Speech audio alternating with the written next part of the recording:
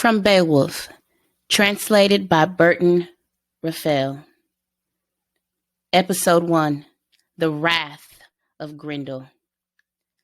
A powerful monster, living down in the darkness, growled in pain, impatient, as day after day the music rang loud in that hall. The harps rejoicing, call and the poets' clear songs sung of the ancient beginnings of us all, recalling the Almighty, making the earth, shaping these beautiful plains marked off by oceans, then proudly setting the sun and moon to glow across the land and light it. The corners of the earth were made lovely with trees and leaves, made quick with life, with each of the nations who now move on its face. And then, as now warriors sang of their pleasure, so Hrothgar's men lived happily in this hall.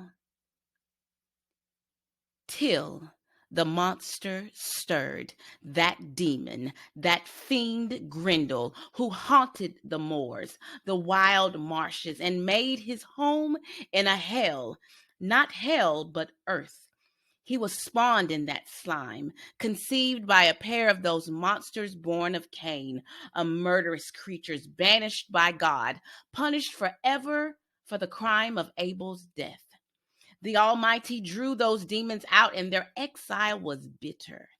Shut away from men, they split into 1,000 forms of evil, spirits and fiends, goblins, monsters, giants, a brood forever opposing the Lord's will, and again defeated. Then when darkness had dropped, Grendel went up to Herod, wondering what the warriors would do in that hall when their drinking was done. He found them sprawled in sleep, suspecting nothing, their dreams undisturbed. The monster's thoughts were as quick as his greed or his claws. He slipped through the door, and there in the silence snatched up 30 men, smashed them, unknowing, in their beds, and ran out with their bodies, the blood dripping behind him, back to his lair, delighted with his night's slaughter. At daybreak, with the sun's first light, they saw how well he had worked, and in that gray morning broke their long feast with tears and laments for the dead. Hrothgar, their lord, sat joyless in Herod, a mighty prince mourning the fate of his lost friends and companions, knowing by its tracks that some demon had torn his followers apart. He wept, fearing the beginning might not be the end. And that night, Grendel came again, so set on murder that no crime could ever be enough.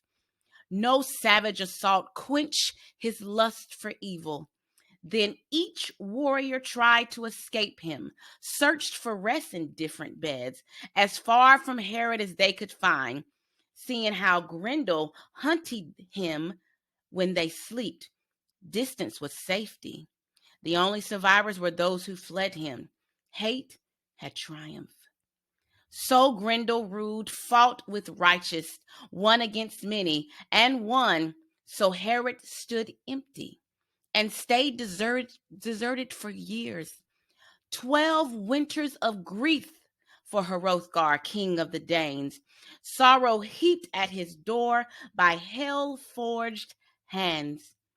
His misery leaped. The seas was told and sung in all men's ears, how Grendel's hatred began, how the monster relished its savage war on the Danes, keeping the bloody feud alive, seeking no peace, no offering, no truce, accepting no settlement, no price in gold or land, and paying the living for one crime only with another. No one waited for reparation for his plundering claws. That shadow of death, hunted in the darkness, stalked Hrothgar's warriors, old and young, lying in waiting, hidden in mist, invisibly following them from the edge of the marsh, always there, unseen. So mankind's enemy continued his crimes, killing as often as he could, coming alone, bloodthirsty and horrible. Though he lived in Herod, when the night hid him, he never dared to touch King Hrothgar's glorious throne, protected by God. God, whose love Grendel could not know. But Hrothgar's heart was bent. The best and noble of his council debated remedies, set in secret sessions talking of terror, and wondering what the bravest of warriors could do. And sometimes they sacrificed to the old stone gods, made heathen vows, hoping for hell's support, the devil's guidance in driving their affliction off. That was their way, and the heathen's only hope. Hell always in their hearts, knowing neither God nor his passing as he walks through our world, the Lord of heaven and earth. Their ears could not hear his praise nor his glory. Let them beware. Those who are thrust into danger, clutched at by trouble, yet can carry no solace in their hearts, cannot hope to be better. Hail to those who will rise to God, drop off their dead bodies, and seek our Father's peace.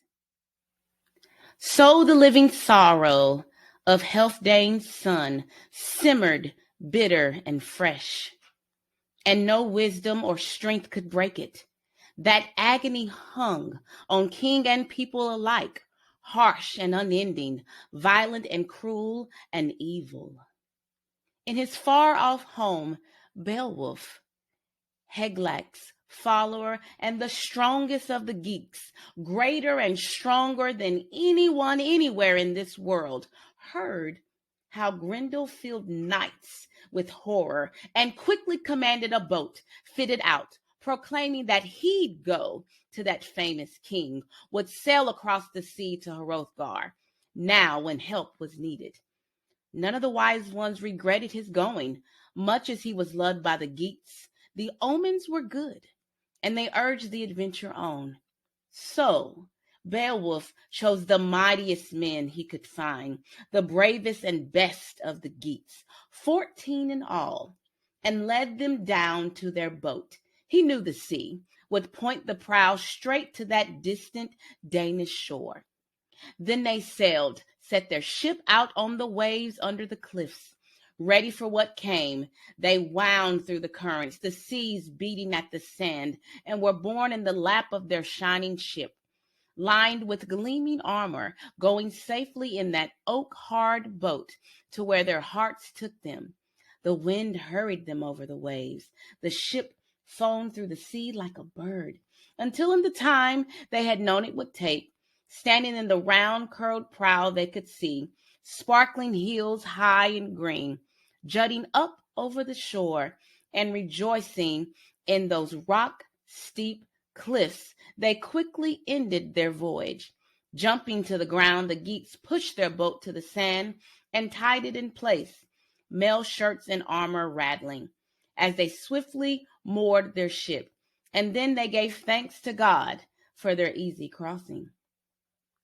High on a wall, a Danish watcher, patrolling along the cliffs, saw the travelers crossing to the shores, their shields raised and shining. He came riding down, Hrothgar's lieutenant, spurring his horse, needing to know why they'd landed, these men in armor.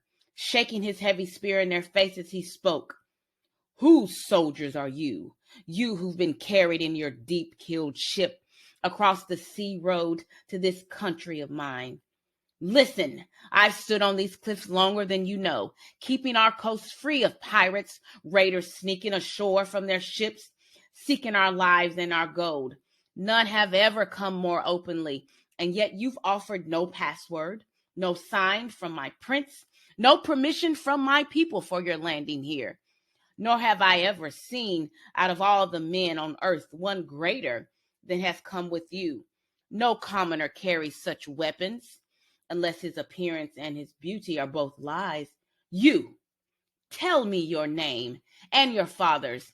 No spies go further onto Danish soil than you've come already. Strangers, from wherever it was you sailed, tell it, and tell it quickly. The quicker the better, I say, for us all. Speak, say exactly who you are and from where and why. Their leader answered him, Beowulf unlocking words from deep in his breast. We are Geats, men who follow Higlac. My father was a famous soldier known far and wide as a leader of men. His name was Ecgo. His life lasted many winters. Wise men all over the earth surely remember him still.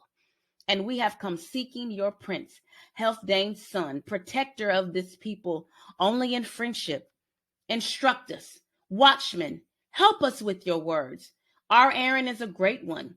Our business with the glorious king of the Danes no secret. There's nothing dark or hidden in our coming.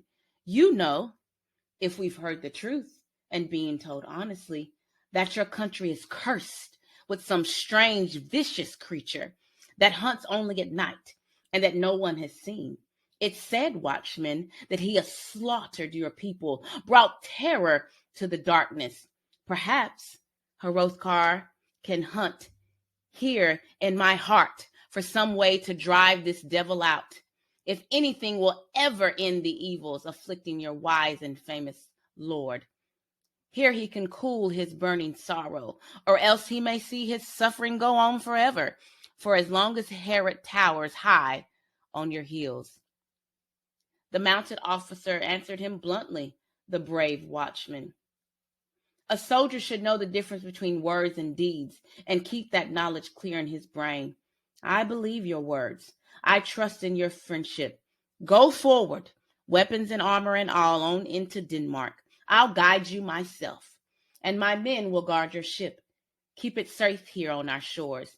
Your fresh tarred boat, watch it well until that curving prow carries across the sea to Geatland a chosen warrior who does battle with the creature hunting our people, who survives that horror unhurt and goes home bearing our love. Then they moved on.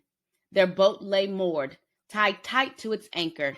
Glittering at the top of their golden helmets, wild boar heads gleamed, shining decorations swinging as they marched erect like guards, like sentinels, as though ready to fight. They marched, Beowulf and his men and their guide, until they could see the gables of Herod, covered with hammered gold and glowing in the sun, that most famous of all dwellings, towering majestic, its glittering roofs visible far across the land. Their guide reined in his horse, pointing to that hall, built by Hrothgar's for the best and bravest of his men.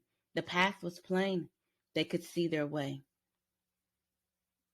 Beowulf arose with his men around him, ordering a few to remain with their weapons, leading the others quietly along under Herod's steep roof into Hrothgar's presence. Standing on that prince's own hearth, helmeted, the silvery metal of his mail shirt gleaming with smith's high art, he greeted the Danish great lord. Hail, Hrothgar! Higlac is my cousin and my king. The days of my youth have been filled with glory. Now Grendel's name has echoed in our land.